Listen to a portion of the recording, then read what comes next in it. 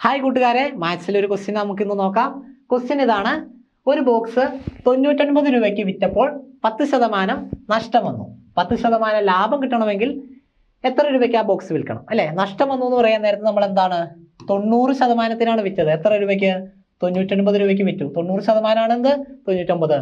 10% ലാഭം എന്ന് പറയാൻ നേരത്തെ എന്ത് ചെയ്യണം? നമ്മൾ 110 രൂപയുടെ കണ്ടുപിടിക്കണം. 110 എന്ന് പറയുമ്പോൾ എക്സ് ഇട്ട് കൊടുത്തു. ക്രോസ് മൾട്ടിപ്ലിക്കേഷൻ നമ്മൾ ചെയ്യുക. എങ്ങനെയാ? 90x = 110 × 99. x = 110 × 99 divided by 90. 0 0 cancel ചെയ്തു. 9 99 11 തവണ 11 × 11 എന്ന് പറഞ്ഞാൽ 121.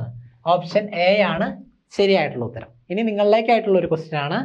ഒരു സൈക്കിൾ വാങ്ങിയ വിലയേക്കാൾ 220 രൂപ കുറച്ച് വിറ്റപ്പോൾ 8% നഷ്ടം വന്നു എങ്കിൽ സൈക്കിളിന്റെ വാങ്ങിയ വില എത്രയാണ്? നിങ്ങൾ താഴെ കമന്റ് ചെയ്യുക.